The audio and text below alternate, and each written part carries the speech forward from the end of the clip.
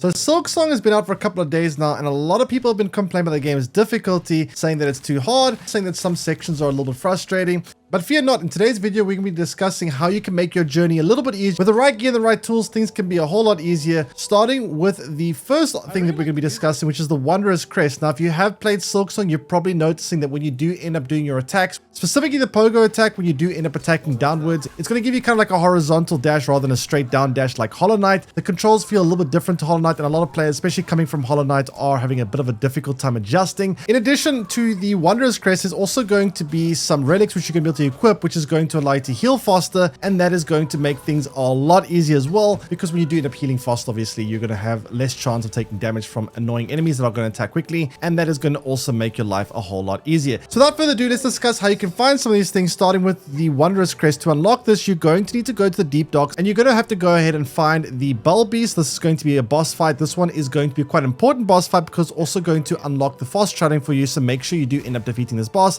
and make sure you also get the Silk Spear in Mushroom. These things are going to be pretty easy to get. This is very early game stuff, so if you haven't done this already, just keep progressing. You should end up finding these very early on. Then once you have that, you're going to want to go down to the Bone Bottom. There's going to be like a little settlement there, and there's going to be a shopkeep. This is also going to be found very early on. This shopkeep is going to sell you a simple key. You're going to want to buy this one from the shopkeeper because you're going to need to have this key in order to unlock the next part of the quest. Once you have the simple key bought, you can use the simple key to take the elevator up from Bone Bottom to Mushroom, and this is going to then allow you to go up to this top section where you're going to be able to jump across these cages. And once you end up jumping across these cages, you're going to go ahead and take you all the way to this kind of like tunnel section. It's called Wormways. It's very dark in here. It's kind of dangerous in here. You don't really have a map either, so it can be a bit difficult to traverse, but you're going to want to make your way through these tunnels. So once you're in these tunnels, you're going to want to follow these tunnel paths downwards, and you're going to want to take an exit to the right once you get to the lowest section of these tunnels, and this will take you to a like mossy green meadow. You're going to want to end up taking this path even further down, and you're going to want to end up going down to the bottom left where you'll find a hut, and then you're going to want to enter this hut from there, and you're going to find an altar that you can interact with. And once you end up interacting with this altar, you are going to unlock the Wanderer Crest. You can equip this Wanderer Crest or change it at any bench, and this is going to allow you to have a very familiar feeling to the original Hollow Knight. And it's also going to be my favorite crest in the game because it allows you to attack much quicker, and it also is going to give you much more simple and easy to use controls,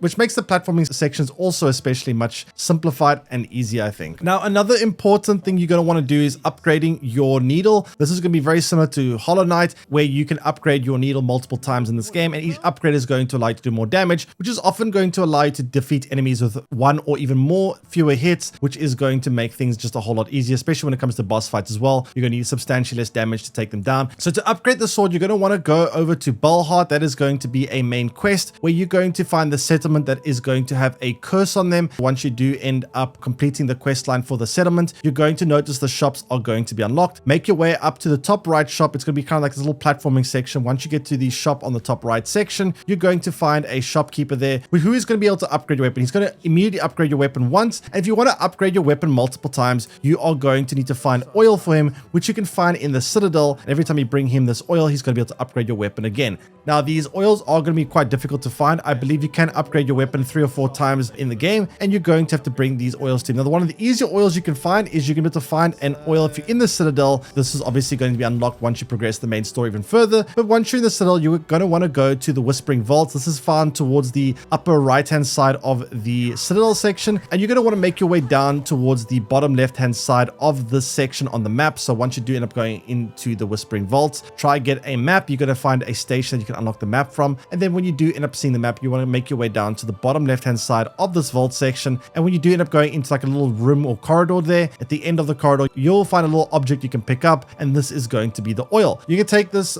oil back to the shopkeeper that you found in Bellheart, and he will then allow you to upgrade your weapon again, and this is going to allow you to do even more damage. There's also going to be another oil that you can find. It's going to be in the main dining section of the Citadel. You're going to have to do a quest for the butler there, who is going to only give you the oil if you do end up fetching him certain ingredients. And when you do end up getting all these ingredients for him, he will trade you that for the second oil, and you can use it to upgrade your weapon yet again. game. Now, another very valuable item in the game, which is going to allow you to heal faster, and I think this is a very important upgrade you can get, because one of the most annoying things in Silksong is the fact that when you do end up healing, if an enemy hits you while you're healing, not only are you not going to get the heal, but you're also going to lose all your silk, which is kind of like this game's version of mana, which essentially is going to mean that you're going to be set back pretty hard if you do end up taking damage. However, with the injector band, you are going to be able to heal faster, which is going to hopefully allow you to heal more safely and not end up taking damage as often. Now, the injector band is a little bit complicated to get, but basically what you need to do is you need to find something called the white key, and you can find the white key to the right of Songclave. This is going to be kind of like another settlement or safe haven for NPCs that are going to be gathering in the Citadel. It's going to be found towards the top right hand side of the Citadel section. If you do end up going there, don't go into the building, because if you do end up going to building and interacting with the bell, it's going to kind of transform the area, and that's going to make this item despawn. But basically, if you go to the right hand side of this hut, you will notice that the key will be on the floor right there.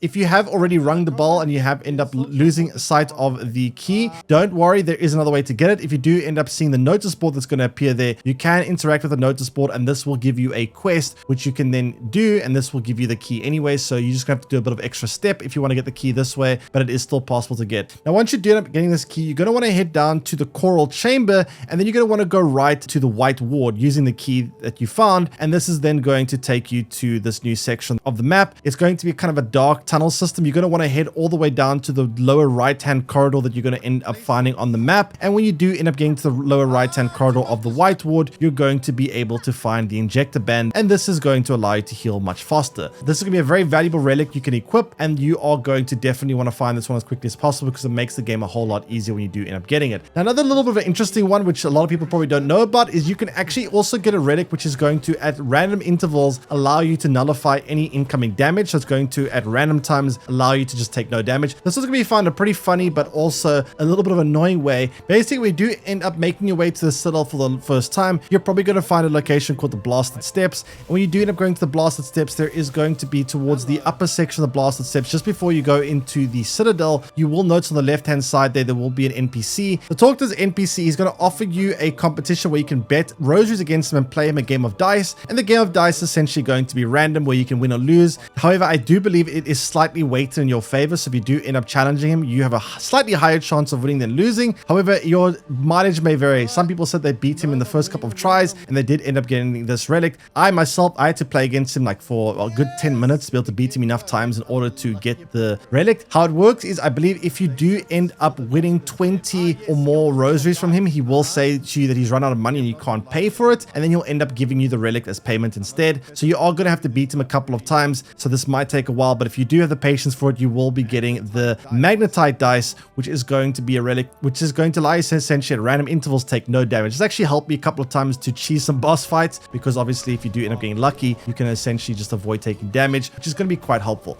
Anyway, those are going to be some of my more basic tips which you can very easily utilize to make the game a lot easier. Obviously, Silksong is going to be a very difficult game. A lot of people are complaining that it's too difficult, but if you do end up following these steps, you should find yourself having a bit of an easier time as you progress. Since the game is going to be very punishing, you're definitely going to want to make use of some of these things to make the game a little bit easier, especially when it comes to the injector band, and also when it comes to the Wanderer Crest. Those two are going to be, I think, must-haves, and with those two, you should find yourself having a much easier time when you play the game. Anyway, I hope the video helped you. If it did, don't forget to like and subscribe, and let me know in the comment section below if there's any interesting relics or any interesting abilities that you found that you think are making the game a lot easier for you. I'd love to find out, and I'll see you guys again next time. Take care, everyone, and bye-bye.